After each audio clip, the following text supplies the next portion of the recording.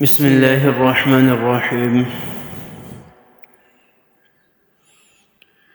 قیامت کی اکثر نشانیاں جو ہیں وہ پوری ہو چکی ہیں۔ آپ صلی اللہ علیہ وسلم کی حدیث کے مطابق قیامت کی چھوٹی چھوٹی جتنی بھی نشانیاں آقا دو جہاں حضرت محمد مصطفیٰ صلی اللہ علیہ وسلم نے بتائی ہیں وہ ساری کی ساری پوری ہو چکی ہیں، ساری کی ساری پوری ہو چکی ہیں، بلکہ بڑی نشانیاں بھی کچھ پوری ہو چکی ہیں۔ چھوٹی چھوٹی نشانیاں تو عام پائی جاتی ہیں، جس طرح والدین کی نافرمانی کرنا، خاص کر بیٹی کا والدہ کے سامنے والدہ کی نافرمانی کرنا، اونچی آواز میں اس کے سامنے بات کرنا، اور اسی طرح باقی گالم گلوچ ہر بندے کی زبان پر ہے، ہر چھوٹے بڑے کا کوئی احترام نہیں ہے۔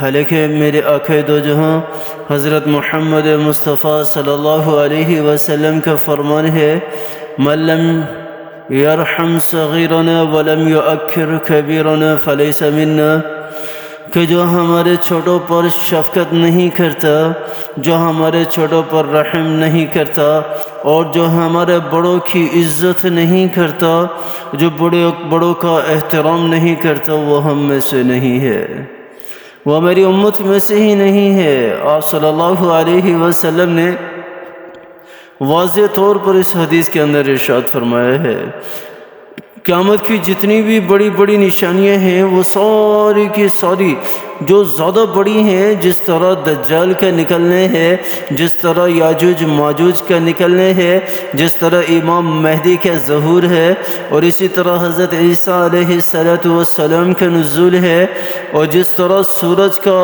مغرب سے نکلنے ہے، اور اسی طرح آگ کا مشرق سے نکلنے ہے۔ یہ بڑی بڑی نشانیاں ہیں، یہ بڑی بڑی نشانیاں ہیں، اتنی بڑی بڑی نشانیاں ہیں کہ اس کے بعد تو توبہ بھی قبول نہیں ہوگی، ان نشانیوں کے بعد تو توبہ بھی قبول نہیں ہوگی۔ میں آپ صلی اللہ علیہ وسلم کی ایک حدیث چھوٹی سی آپ کے سامنے بیان کر دیتا ہوں کہ کس طرح آپ صلی اللہ علیہ وسلم کی حدیث پرفیکٹ آ رہی ہے۔ اس وقت ہمارے معاشرے میں جتنے بھی بڑے بڑے طبقے ہیں اور ان کے اوپر جو بیٹھ کر ان کو چلانے والے ہیں، ان محکموں کو چلانے والے ہیں، وہ سارے کے سارے کس طرح اس کے اندر فراڈ کر کے، دھوکہ کر کے، فریب کر کے کس طرح اپنے آپ کو قیامت کی بڑی نشانی بنا رہے ہیں۔ آپ صلی اللہ علیہ وسلم کا فرمان ہے، حضرت ابو ہریرہ رضی اللہ تعالی عنہ سے روایت ہے کہ بینما النبی صلی اللہ علیہ وسلم یحدث اذا جاء اعرابی فقال متی الساعہ۔ آپ صلی اللہ علیہ وسلم وعظ فرما رہے تھے، کلام کر رہے تھے، یحدث، اچانک ایک اعرابی آیا اور آ کر کہنے لگا، یا رسول اللہ قیامت کب آئے گی؟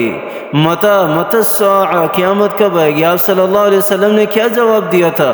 فَإِذَا ضُيِّعَتِ الْأَمَانَةُ فَانْتَظِرِ السَّاعَةَ۔ آپ صلی اللہ علیہ وسلم نے فرمایا کہ جب امانت کو ضائع کیا جانے لگے تو سمجھ لو کہ قیامت قریب ہے، پھر انتظار کرو قیامت کا، پھر انتظار کرو۔ تو اسی کیف اضاعتها، پھر اسی شخص نے دوبارہ سوال کیا، یا رسول اللہ امانتوں کے ضائع کرنے سے کیا مراد ہے اور کس طرح امانتوں کو ضائع کیا جائے گا؟ آپ صلی اللہ علیہ وسلم نے فرمایا، اذا وسد الامر الى غیر اہلہ فانتظر الساعہ، اور جب کسی نااہل کو بڑا بنا دیا جائے نا تو اس وقت قیامت کا انتظار کرو، قیامت کا انتظار کرو۔ یہ نااہل کو بڑا بنانا یہ ہمارے اندر عروج پر ہے۔ ہمارے ہاں علم کو نہیں دیکھا جاتا، ہمارے ہاں بڑے چھوٹے کو نہیں دیکھا جاتا، ہمارے ہاں مال و دولت کو دیکھا جاتا ہے، اور جس کے پاس مال و دولت ہے نا، اگرچہ اس کے پاس عقل نہ ہو، ہم گھر کا بڑا اسی کو بناتے ہیں، ہم گھر کی کمان جو ہے وہ اسی کے ہاتھ میں دیتے ہیں، اور ہمارے حکمرانوں کو ہی دیکھ لو، ہمارے حکمرانوں کو ہی دیکھ لو، یہ جو پورے ملک کی جو سیٹ ہے جس پر ہم لا کر ان کو بٹھاتے ہیں، وہ کیا یہ اس کے اہل ہیں؟ وہ کیا انہیں قرآن و سنت کا پتہ ہے؟ وہ کیا انہیں قرآن و سنت کے والے سے کچھ معلومات بھی ہیں؟ وہ کیا انہیں پتہ ہے کہ اللہ تعالیٰ نے کس طرح حکومت کرنے کا حکم دیا ہے؟ وہ کیا انہیں پتہ ہے کہ حضرت عمر فاروق رضی اللہ تعالی عنہ نے کس طرح حکومت کی ہے؟ وہ کیا انہیں پتہ ہے کہ میرے نبی نے کس طرح حکومت کی؟ وہ کیا انہیں پتہ ہے کہ حضرت ابو بکر صدیق رضی اللہ تعالی عنہ نے کس طرح حکومت کی؟ اور عثمان غنی رضی اللہ عنہ اور حضرت علی امیر معاویہ رضی اللہ عنہم یہ کس طرح حکومت کی ہے؟ انہوں نے کس طرح؟ وہ یہ تو ککھ بھی نہیں جانتے، اور ہمارے سپورٹر جو ہیں وہ پھر بھی ان کے پیچھے لگے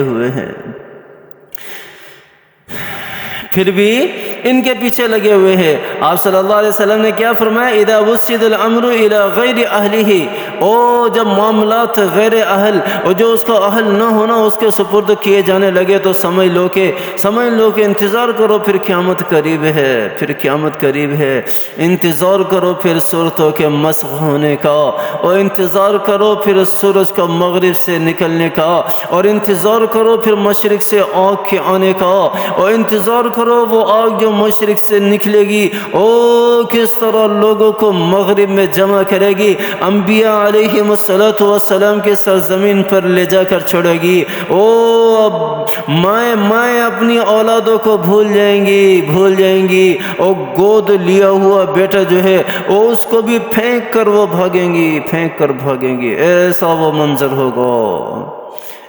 منظر ہوگا۔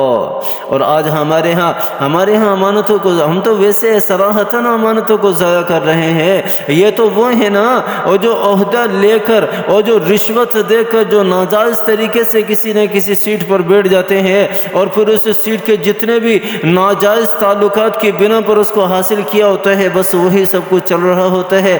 اسے نہیں پتہ ہوتا کہ میرا جو زراعت کا نظام ہے وہ میں نے کس طرح چلانا ہے، اور اسے نہیں پتہ کہ میرا جو عدالت کا نظام ہے وہ میں نے کس طرح چلانا ہے، اور اسے نہیں پتا کہ میں نے کس طرح اپنے شہر کو آباد کرنا ہے، اور اسے نہیں پتا میں نے کس طرح اپنی رعایا کے جو میرے اوپر احکامات لاگو ہوتے ہیں اور ان کے جو حقوق میرے اوپر لاگو ہوتے ہیں وہ میں نے کس طرح پورے کرنے ہیں۔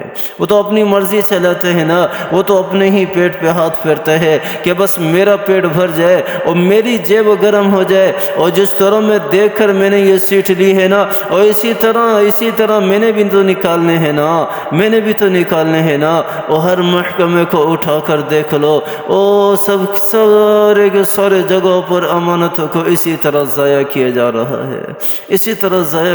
رہا ہے۔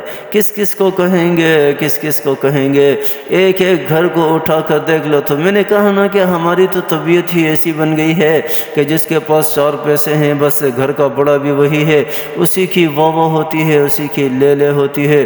وہ جس کے پاس پیسے نہیں ہے نا، اللہ تعالیٰ نے چاہے کتنا ہی علم اسے کیوں نہ دیا ہو، اور کتنی ہی دانش مندی اللہ تعالیٰ نے اس کو کیوں نہ دی ہو، اور کتنا ہی تجربہ اور صلاحیت اللہ تعالیٰ نے اس کو کیوں نہ دی ہو گھر کو چلانے کی، اس محکمے کو چلانے کی، لیکن پھر بھی ہم اسے بڑا نہیں بناتے، ہماری نظروں میں اس کی کوئی اہمیت نہیں ہے۔ یاد رکھو یہی وجہ ہے کہ آج ہمارا معاشرہ سارا کا سارا بگاڑ کا باعث بنتا چلا جا رہا ہے۔ ہر جگہ پر فساد ہی فساد ہے، بگاڑ ہی بگاڑ ہے۔ اگر اس فساد کو ختم کرنا ہے نا، اگر اس بگاڑ کو ختم کرنا ہے تو ہمیں آنا ہوگا، ہمیں قرآن کے مطابق زندگی بسر کرنی ہوگی، ہمیں قرآن کے مطابق چلنا ہوگا۔ اگر نہیں چلیں گے نا تو یاد رکھو جس طرح بھی ہم پستیوں کا شکار ہے، جس طرح بھی ہم ذلت و رسوائی کا شکار ہیں، آنے والا وقت پھر اس سے بھی بڑا سخت ہوگا۔ اللہ تعالیٰ مجھے بھی سمجھ عطا فرمائے، اللہ تعالیٰ آپ کو بھی سمجھ عطا فرمائے، اللہ تعالیٰ ہمیں عمل کرنے کی توفیق عطا فرمائے۔ آمین ثم آمین، وآخر دعوانا الحمدللہ رب العالمین۔